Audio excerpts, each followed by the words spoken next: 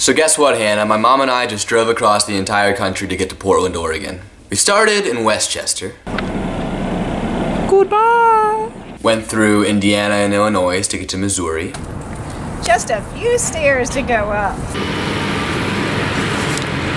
Then we hit some nasty weather in Colorado. Oh, God! And in Wyoming. Oh, God! Saw some giant rocks in Utah. Pretty big rocks. Then we went through Idaho to get to Oregon. Which turns out is a pretty big state. We are 374 miles from Portland. But also really pretty. And then this happened. Okay, we finally made it. Alright, it's Tuesday now. I've been driving since Friday. Emily thinks I'm flying in tomorrow, but I actually drove out here. I'm about to go in there and surprise her.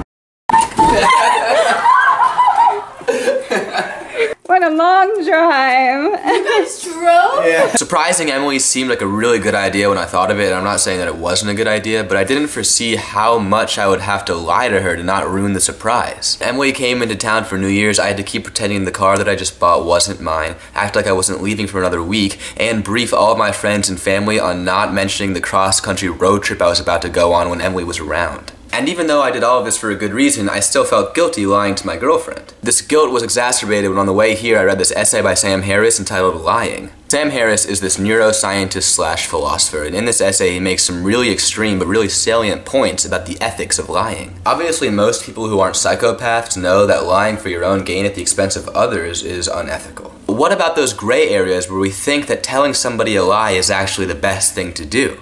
For example, Hannah, let's say that I send you the first draft of some short story I've been writing, and let's say by some miracle you don't like it because it sucks. You could do two things. You could tell me that it's awesome and that you love it, which makes you the good guy and boosts my confidence. Seems like a win-win. That is, until I try to get that short story published and no one will take it because, like I said, it sucks, and then everything I write after that concludes iterations of the same mistakes that I made in that piece, and I never write anything good again. Then I fall into this bout of severe depression and stop going to work and lose my job and end up asking for money on the streets. So maybe we should look at option 2. If you told me honestly that you didn't like the piece, it might be awkward for a second, but then I would gain useful information that can make my writing better, and I would know you were a trustworthy friend so that if I sent you something in the future and you liked it, I would not be suspicious of you giving me false praise. I think there's a lot of moments in life where we lie or skirt the truth to avoid one small moment of embarrassment, when in actuality, honesty would leave both parties better off in the long run. What worries me a lot is when these patterns of dishonesty among people represent themselves in the systems that people create.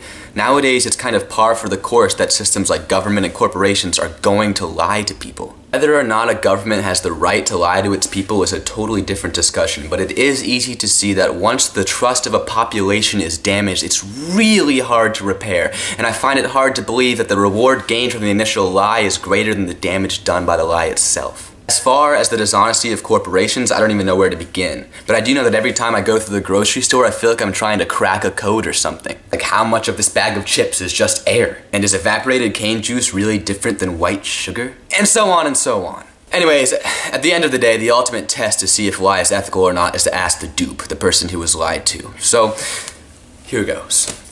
Emily, were you mad that I came to Portland early and didn't tell you? No. There you have it.